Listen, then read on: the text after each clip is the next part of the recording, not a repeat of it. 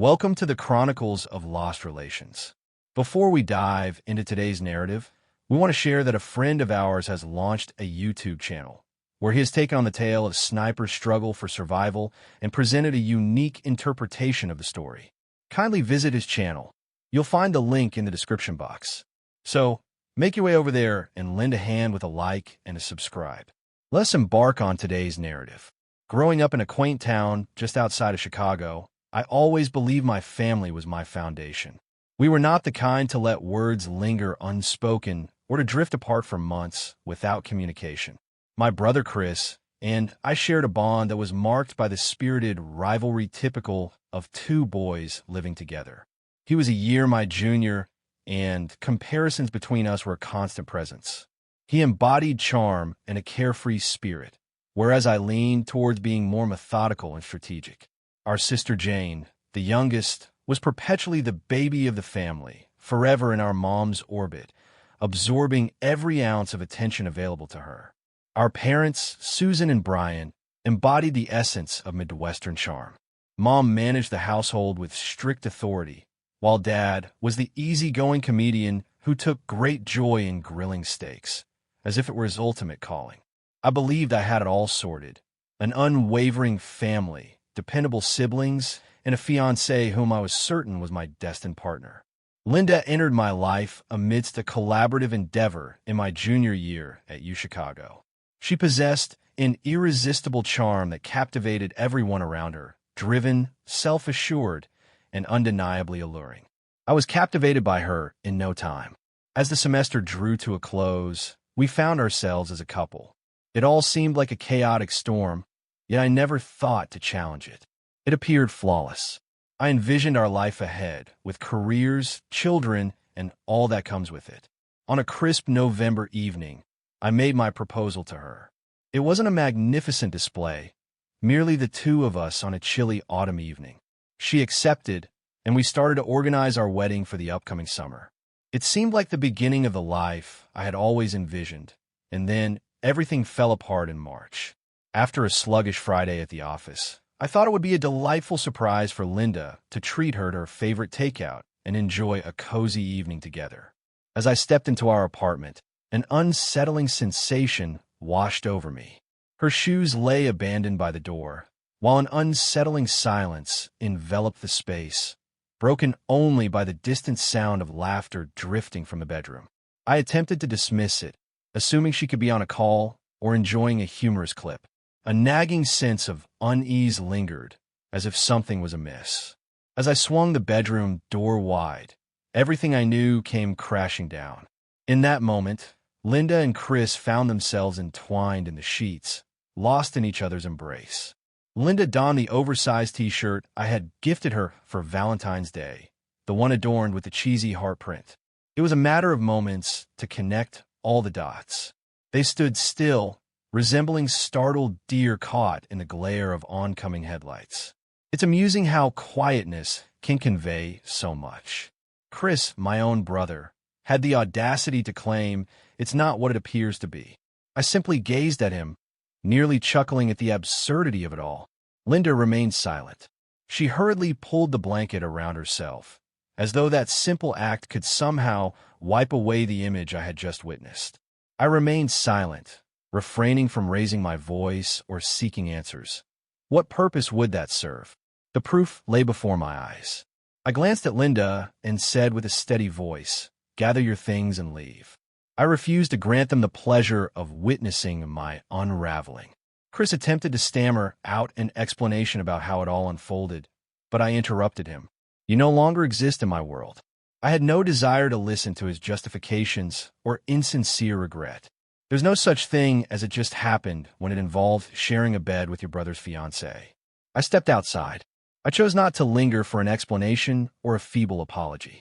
That evening, I picked up my keys and set off to visit a friend's place. As I reclined, gazing at the ceiling, the weight of it all settled within me.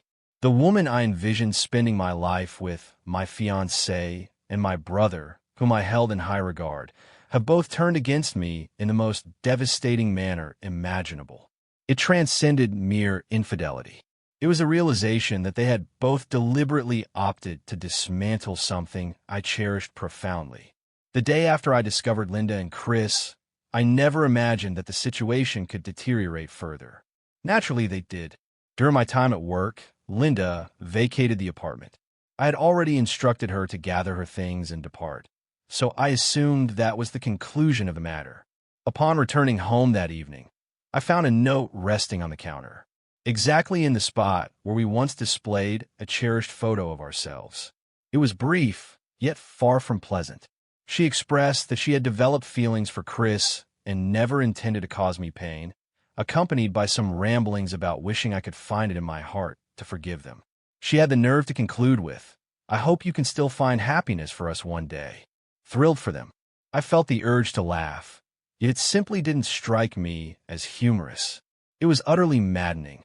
I folded the note and threw it away. No words remained for her. The apartment seemed devoid of life without her belongings, yet I remained indifferent. I simply wished for her departure from my life as swiftly as possible, and now she was gone. It took only a few days for my family to uncover what had transpired. I kept it to myself, but it seems Linda or Chris let the cat out of the bag. My mother, Susan, reached out to me right away. She was seething with anger, not directed at me, but rather at Chris. She repeatedly expressed her disbelief that her own son could betray me in such a manner. She continued to insist that he was not welcome here. Initially, it was reassuring to have her supporting me. Yet, I wasn't so foolish as to believe it would endure. My mother's loyalty has always come with strings attached. She took great pride in maintaining the unity of the family, even if it required burying significant betrayals beneath the surface. I knew it was just a question of when she would begin to stand up for Chris. My father, Brian, stood apart from the rest. When I finally picked up one of his calls, he offered little more than a sigh and remarked, "I suppose things like this occur from time to time." I was utterly astonished. He felt no anger, no upset, and certainly no surprise. He acted as if Chris had carelessly splashed coffee onto my shirt. It wasn't as if he had ruined my relationship and broken my trust in him. Jane, my younger sister, attempted to offer her support, yet I sensed her inner conflict. She reached out to see how I was doing and expressed her disbelief over Chris and Linda's actions, yet I could sense the uncertainty in her tone. She found herself in the midst of a tug-of-war between me and the rest of the family, and it was clear to see. For weeks, I turned a deaf ear to their incessant calls. I lacked the energy to revisit the events or entertain any justifications for why I should move on. Instead, I immersed myself in my tasks. It was the sole anchor that held me steady. My supervisor, Kevin, observed my extended hours and inquired if all was well. I held back some details, but I did confess that I was navigating through some personal challenges. That was the moment he brought up the Pittsburgh office. It seems they had been facing challenges in locating a suitable leader for the team, and Kevin believed I would be an ideal match.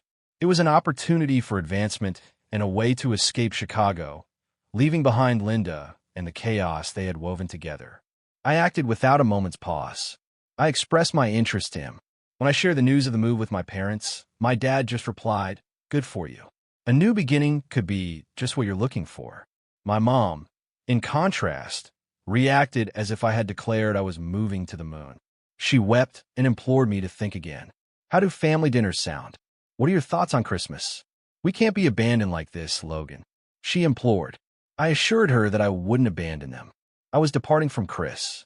"He's no longer a member of this family," I declared with conviction, yet deep down, I doubted her words. My mom has a talent for expressing one idea and then acting in complete contradiction when it benefits her. By July, my intuition was validated. Chris had returned to the house. One evening, my mom called, casually mentioning that they had chosen to let him come home for a bit since he had nowhere else to turn. She pretended it was nothing, as if she wasn't welcoming the one who had wronged me into her space, all the while anticipating my presence at Sunday dinners. I made no effort to conceal my frustration. I expressed to her that it felt like a harsh blow to my pride that she was opting for him instead of me. She attempted to rationalize it, asserting he's still my son. I cannot refuse him. I retorted, "He's no longer my brother, and I have no desire to be involved with him." It was at that moment she launched her initiative for family cohesion. She continued to express the importance of healing and progressing together as a family. It was merely a facade to absolve Chris, allowing her to escape the weight of guilt for welcoming him back into her life. I refused to accept it. I expressed to her clearly that I had no desire for healing or to feign that everything was fine. Is there such a thing as family unity? Perhaps it's time to reconsider rewarding the individual who caused all this chaos, I remarked before ending the call. Following that, I maintained my distance. I was occupied with getting ready for the relocation to Detroit regardless. I discovered a new location, gathered my belongings, and embarked on a new beginning in a city where my family and history were unknown. Departing from Milwaukee proved to be quite a challenge. I cherished the memories I made there, and a part of me felt as though leaving meant conceding to Chris and Linda, but remaining would have been even more detrimental. Each street, each restaurant, every cherished memory, it all echoed the absence of what I once had. Relocating was the sole path to genuinely begin anew. While I departed, I had nearly severed all connections with my family. I ignored their calls and didn't reply to their messages. Even Jane's efforts to remain impartial had lost their significance. They had decided to welcome Chris back, while I had chosen to move on without them. The uncertainty of the future loomed ahead, yet one truth stood out unmistakably. I was finished with being the dutiful son who constantly prioritized family above all else. From this moment forward, I will prioritize myself. The moment had come to reconstruct according to my vision. By September, I had found my rhythm in my new life in Detroit. Severing connections with my family proved to be the most beneficial choice I ever made, despite the challenges it presented. Things at work were progressing nicely. I had begun to forge new friendships, and the separation from the tumult was precisely what I required. Then my mother, Susan, reached out to me. With her birthday approaching, she expressed her desire for me to return home for the celebration. I paused. Our connection had grown tense ever since she allowed Chris back into the home, yet she continued to insist, claiming it would only be immediate family and expressing how much she missed me. Despite my reservations, I found myself in agreement. The journey to my parents' house stretched on, leaving me ample opportunity to reconsider my choice. I convinced myself that this was for my mom, despite the disappointment she had caused me. Perhaps it wouldn't be too terrible if it were just her, my father, and Jane. As I arrived at the house, an unsettling feeling washed over me. The number of cars parked outside was excessive. A wave of unease washed over me as I spotted Chris's car in the driveway. My fingers tightened around the steering wheel as I wrestled with the idea of turning back, yet I was determined not to grant my mom the satisfaction of retreating. I chose to enter, make it brief, and exit quickly. Upon entering the room, my mom welcomed me with a warm smile, as if nothing had ever transpired. "Logan, I'm so thrilled you arrived," she exclaimed, wrapping her arms around me in a warm embrace. Her energy was exuberant, as if she were attempting to resolve everything with an overwhelming determination. I surveyed the living room, and there they were, Chris and Linda, perched on the couch as if the weight of the world had never touched them. Linda audaciously laughed at something Jane said. I remained there, paralyzed by shock. "What brings them here?" I inquired, my tone subdued yet incisive. Before my mother could respond, she took hold of my arm and guided me deeper into the house. As we entered the living room, my mom launched into her familiar discourse on the importance of family healing. She took a seat beside me and began to articulate her thoughts on how Chris and Linda had erred but were genuinely remorseful, emphasizing that it was time for us to progress together as a family. Chris, always unreserved, interjected with, "I'm sorry, man, it just happened," as though it were merely a coffee spill on my shirt, rather than a catastrophe unraveling my existence. Linda continued, "We never intended to hurt you," but it sounded even more absurd coming from her. She didn't even attempt to feign remorse. I gazed at them, attempting to comprehend how they could be so convinced of their own fabrications. Their belief that this could be resolved was nearly comical. I leaned in closer, locked eyes with Chris, and declared, "You're a sorry excuse for a brother." Then, I turned to Linda and said, "I hope he betrays you as well and brings you something unpleasant. I'm certain that if he doesn't, you will definitely betray him. You are perfectly matched for one another." The atmosphere fell into a profound stillness. I interrupted my mom before she could finish her thought. I rose to my feet, met her gaze directly, and declared, "Savor your golden boy. Please refrain from contacting me again. This family of yours no longer holds any significance for me." As I stepped outside, I could hear my mom attempting to soothe the situation, mentioning how I would eventually see things differently. Chris remained silent, while Linda simply lingered in her seat. I slipped into my car and drove away, leaving the past behind me. Thoughts surged through my mind. How could my mom believe this was acceptable? How could she anticipate that I would simply forgive and move on, as if these were merely trivial disagreements, rather than a betrayal that completely dismantled my existence? The remainder of the day was consumed by my efforts to find some relief, yet the anger lingered stubbornly. This scene kept playing in my mind, and I found myself longing to have expressed more. A part of me felt the urge to reach out to my mom and share everything, yet deep down I understood it wouldn't change a thing. She had already decided when she welcomed Chris and Linda back into her life. That evening, I decided to block her number, as well as Chris's, despite the fact that he hadn't contacted me in months. I knew it was just a question of when one of them would attempt to set things straight again, and I really didn't want to engage with it. In the weeks that followed, I withdrew into my own world. Work became my refuge, and I immersed myself in every project that came my way. My colleagues likely perceived me as exceptionally committed, but the reality was that I was simply searching for a way to express my frustration.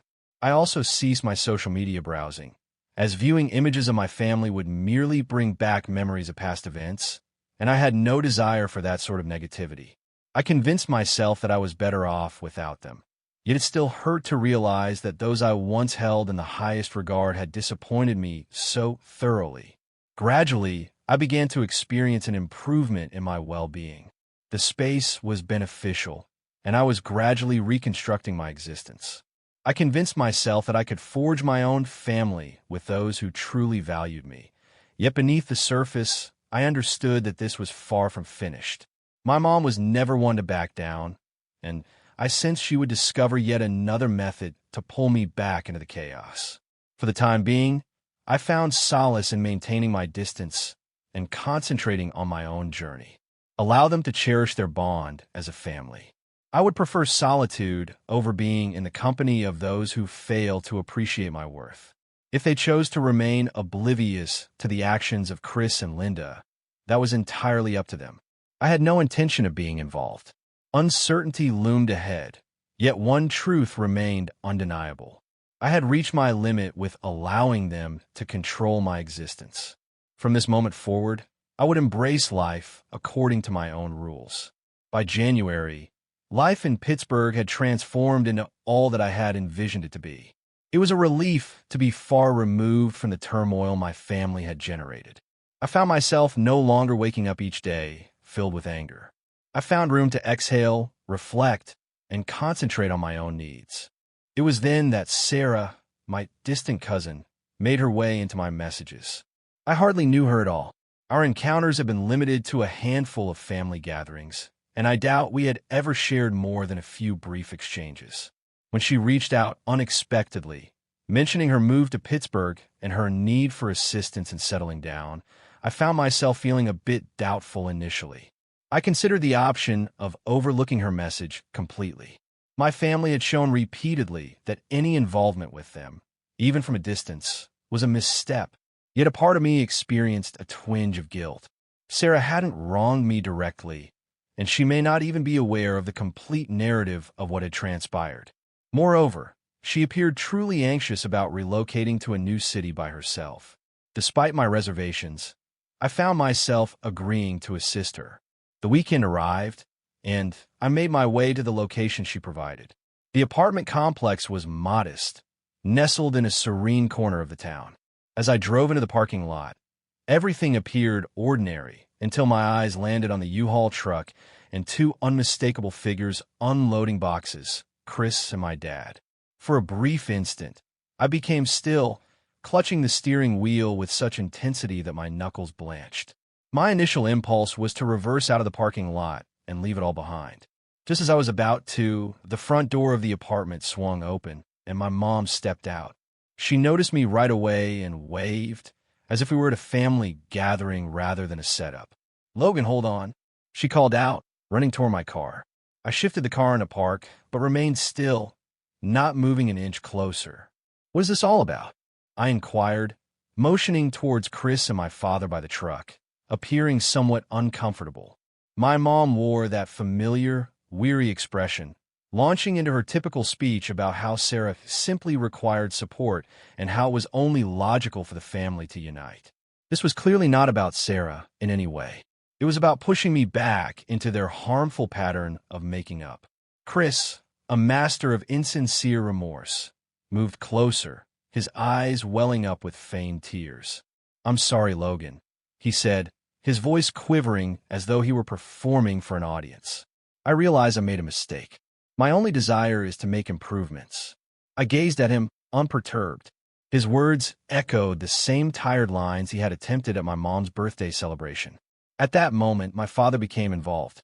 "Logan, please," he said, his voice laced with that familiar air of superiority he always adopted when he believed I was being difficult. "This grudge you're clinging to is causing a rift within the family. Rise above the situation." That was the end. His words struck a nerve, suggesting that Chris' betrayal was merely a trivial error I should simply move past, and that pushed me to my breaking point. He was completely unaware of the pain that comes from betrayal by your own brother, the anguish of losing not only a relationship, but also the faith you once held in those nearest to you. As my father moved nearer and rested his hand on my shoulder, I found myself lost in thought. My fist struck his face before I fully comprehended my actions. The piercing echo of collision reverberated, and for an instant, silence enveloped the scene. My father staggered backward, clutching his jaw, his eyes filled with disbelief. Chris appeared as if he wished to disappear entirely, while my mom, as expected, was overcome with tears. "Logan," she cried, as though I were the one destroying it all. Chris grumbled something quietly about me crossing a line, but I chose not to engage. I pivoted and made my way back. Each step weighted as I approached my vehicle. "Don't follow me," I called over my shoulder. Upon arriving home, I promptly blocked Sarah's number without a second thought. I was indifferent to whether she was complicit in the plan or merely a naive participant. I had no desire to be involved with her at all. That evening, I found myself on the couch, attempting to make sense of the events that had just unfolded.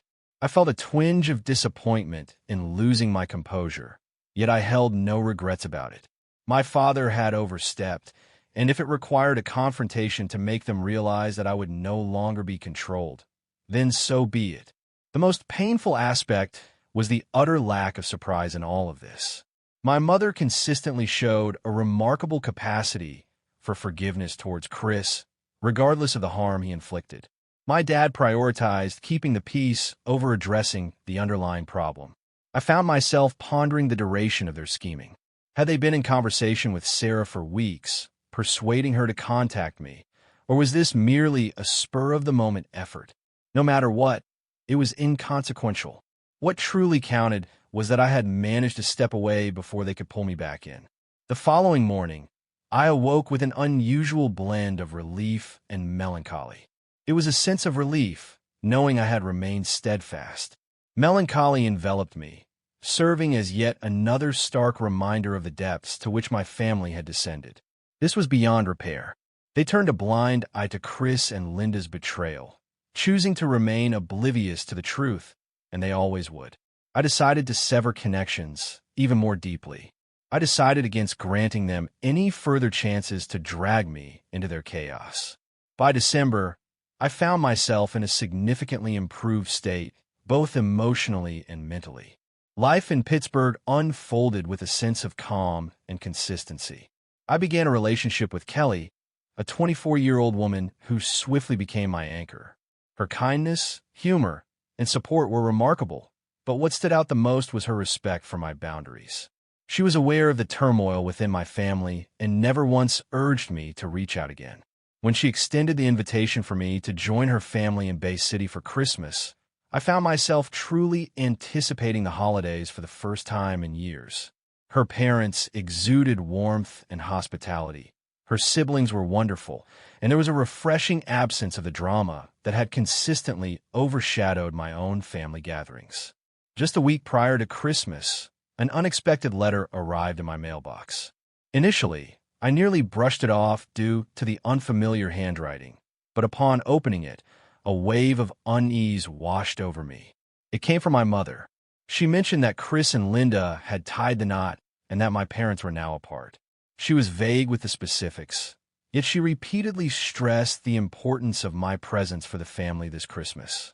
She pleaded for my return, yearning for an opportunity to mend and progress. I perused the letter twice, attempting to discern whether this was genuinely concerning me or merely another effort to rectify the chaos Chris had created. The thought of their marriage turned my stomach.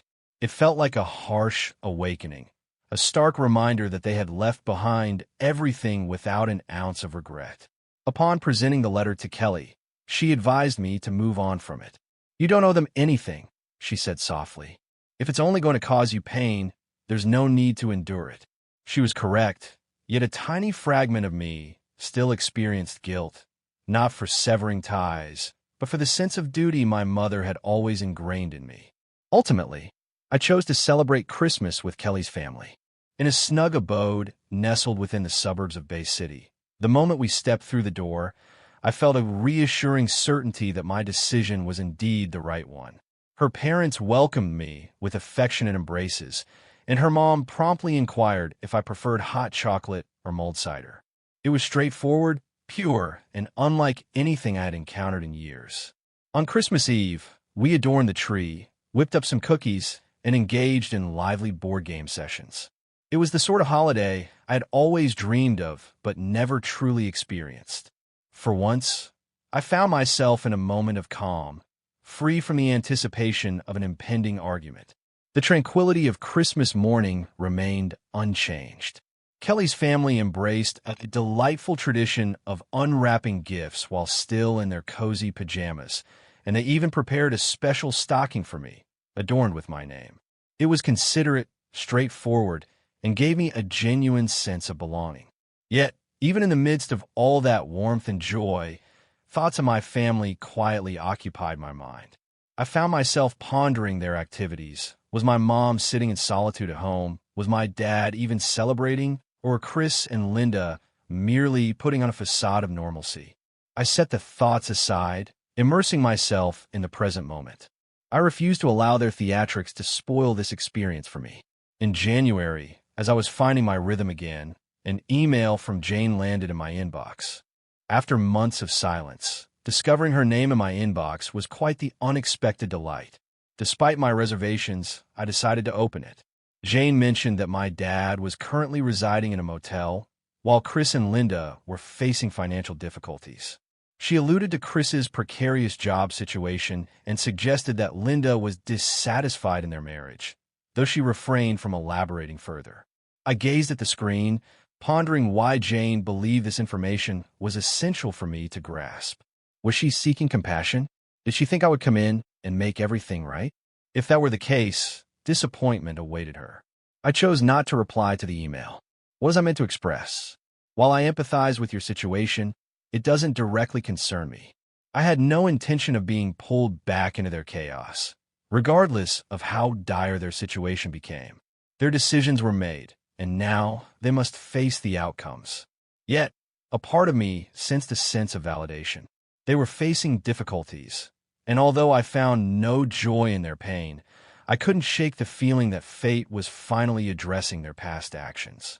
Chris and Linda had shattered my existence, and now their seemingly flawless world was beginning to show signs of wear. Kelly observed my unusual silence that evening and inquired if all was well. I shared the details of the email with her, and she simply nodded, her demeanor gentle yet resolute. "You put in the effort to move forward," she remarked. "Resist the urge to be drawn back in." She was indeed correct. I had invested so much effort into reconstructing my existence that I wouldn't allow their issues to throw me off course at this point. What was unfolding with my family was no longer my burden to bear. The following morning, I removed Jane's email and blocked her address. It was a challenge, yet it was essential. I refused to allow them to manipulate me with guilt or pity to re-enter my life. That Christmas with Kelly's family seemed like a pivotal moment. For the first time, I understood what it truly meant to break free from the toxicity that had surrounded me in my upbringing. I was not seeking my family's approval or validation. I discovered individuals who valued me for my true self rather than for any contributions I could make to their lives. The tumult of my history would no longer dictate my identity. I had crafted a fresh existence, and I had no intention of glancing back. By June, I was pleased with the progress I had made. Life was steady. Each day, my bond with Kelly deepened, while my family faded into the background of my life. I severed all connections, dismissing every insincere effort to reach out and concentrating solely on my own health and happiness. Yet, naturally, they had more in store for me. On a Saturday morning, just as I was getting ready for a run, a knock echoed through my door. Surprise washed over me as I glanced through the peephole, and in that moment, I felt a chill run down my spine. It was Jane. It had been more than a year since I last laid eyes on her, and for just a fleeting moment, I considered the idea of feigning my absence. Finally, I turned the handle and stepped through the threshold. The moment she caught sight of me, her emotions overflowed and tears streamed down her face. "Logan, I'm truly sorry," she cried, moving into the hallway before I could even extend an invitation for her to come in. "I ought to have defended you more strongly. I could have accomplished so much more." Her apology surprised me. For an extended period, Jane had occupied a role of quiet presence in my life. A person who never caused me direct harm, yet also failed to defend me in any way. Her willingness to take responsibility caught me off guard, leaving me unsure of how to react. "I sever my connections with Chris and Linda," she continued, dabbing at her tears. "And Mother." I reached my breaking point. I crossed my arms and rested against the doorframe. "What is it that you desire, Jane?" She paused, her eyes brimming with fresh tears. "I simply wish to converse. Father wishes to have a conversation as well. Could we arrange a meeting, please?" I ought to have declined. Every fiber of my being urged me to close the door and leave it all behind. Yet there was an undeniable quality in her gaze, a silent plea, a sense of urgency that caused me to hesitate. Despite my reservations, I consented. Several days later, we gathered at a serene diner located on the fringes of the city. Jane was already seated alongside our father, Brian. It had been ages since our last encounter. Since that moment, I struck him outside Sarah's apartment, and the air was heavy with unspoken words. As I drew near, he rose to his feet, extending his hand in greeting. I did not take it. I took a seat opposite them and patiently awaited the first word from one of their lips. Apologies escaped his lips, a quiet murmur filled with regret. "I could have taken greater steps to safeguard you. I could have approached the situation in a better way. It may not have been significant, yet it exceeded my expectations." For a brief instant, a glimmer of hope ignited within me. Perhaps there is a way to salvage the situation. Suddenly, the door to the diner swung open, and in walked my mom. I felt a sudden tension rise within me. Brian had the grace to appear sheepish. She desired to attend, he remarked, as though that clarified anything at all. And naturally, right behind her were Chris and Linda. I rose to my feet, prepared to depart. However, Jane seized my arm. "Logan, I urge you to listen to them." That was the end. I rose to my feet, interrupting my mom before she could utter a single word. "I declare that you are no longer my family. My voice is icy. If you're seeking absolution, look for another to deceive. I'm finished." I turned to Jane and remarked, "Jane, what you did was utterly disgraceful and truly malicious. You demonstrate that this family is rife with manipulators and deceitful individuals. Trust is something I can no longer extend to you. You're no longer part of my life, and if any of you attempt to reach out to me again, I will take legal action to ensure my boundaries are respected. I tossed some money onto the table for my coffee and exited, disregarding the voices that trailed behind me. In that instant, I realized there was no way to go back. No amount of begging, pleading, or tears would change my mind. I had reached my limit of being the target for their chaos. At 28, it seems I've experienced multiple lifetimes since the upheaval within my family began. Reflecting on it now, it feels almost surreal, as if it occurred to another person entirely. Yet the scars serve as an unyielding testament to the undeniable reality of it all. The positive aspect is that I've emerged more resilient, more insightful, and in the company of those who genuinely value me. Last year, Kelly and I took the exciting step of getting engaged. It was a simple moment, just the two of us at our beloved park in Pittsburgh. I refrained from making a grand gesture, having come to understand that true love doesn't require such displays. Upon my proposal, she was overcome with emotion and instantly accepted. That moment was like the last piece of a puzzle I had been working on since everything came crashing down. She's not merely my fiancé. She's my companion in every possible way. She has been there for me through every high and low, offering a listening ear without any judgment, and has never attempted to steer me back to the family I chose to leave behind. Being with her brings a sense of security I never imagined I could experience. The most exciting news is that we are anticipating the arrival of our first child, a boy. Whenever I imagine the moment I finally hold him, a wave of exhilaration and anxiety washes over me. I never imagined I would feel prepared for fatherhood, particularly given the tumultuous environment of my upbringing. Yet, the faith that Kelly has in us fills me with optimism.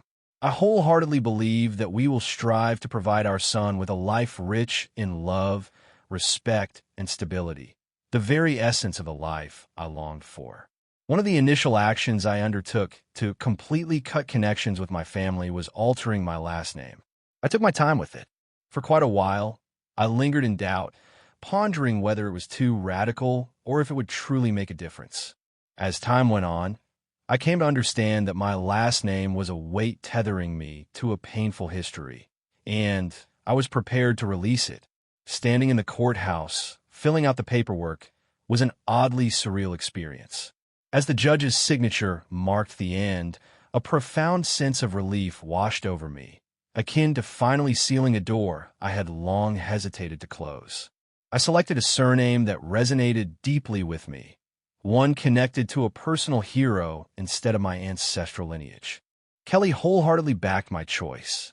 She even playfully remarked that she'd adopt my new last name once we tie the knot, saying, "We're beginning our own legacy now." That truly resonated with me.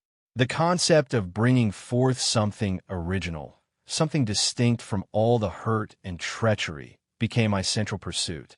Since I severed connections with my family, I've picked up fragments of information about their happenings. Not that I actively pursue it, but occasionally mutual acquaintances inadvertently bring it up.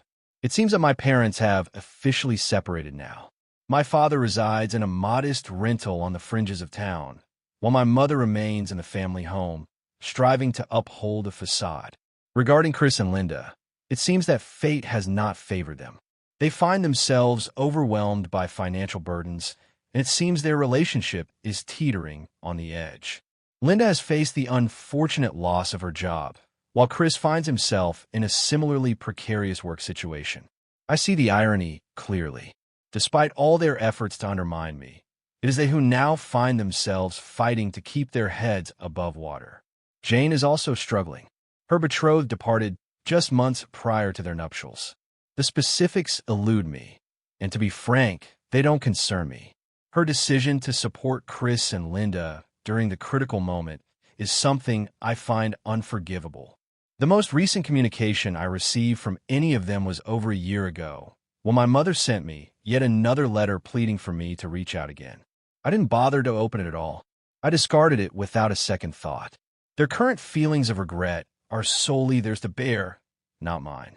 A significant insight I've gained from this experience is the crucial role of establishing boundaries. For an extended period, I allowed my family to manipulate my emotions, pressuring me into forgiveness and making me feel accountable for their issues. Severing ties proved to be a challenging endeavor. It was chaotic, yet it was the sole path for me to genuinely progress. At times, I find myself pondering whether my family reflects on their decisions with a sense of regret. Do they reflect on the hurt they inflicted? Are they aware of the magnitude of what they forfeited through their betrayal? I may never find out, and that's perfectly fine. Whether they feel remorse or not is irrelevant now. What truly counts at this moment is that I have ultimately discovered tranquility. Walking away from toxic relationships can be incredibly challenging, particularly when those connections involve family. Yet, at times, it's the sole path to safeguard your tranquility and craft the existence you are worthy of. There's no requirement to maintain relationships with those who are connected to you by blood. Family transcends mere blood relations. It revolves around those who stand by your side, offer their unwavering support, and cherish you without conditions. With Kelly beside me and our little one on the way, I finally have the family I've always dreamed of. Dear audience, we invite you to express your opinions in the comment section below. Also, remember to like, share, and subscribe.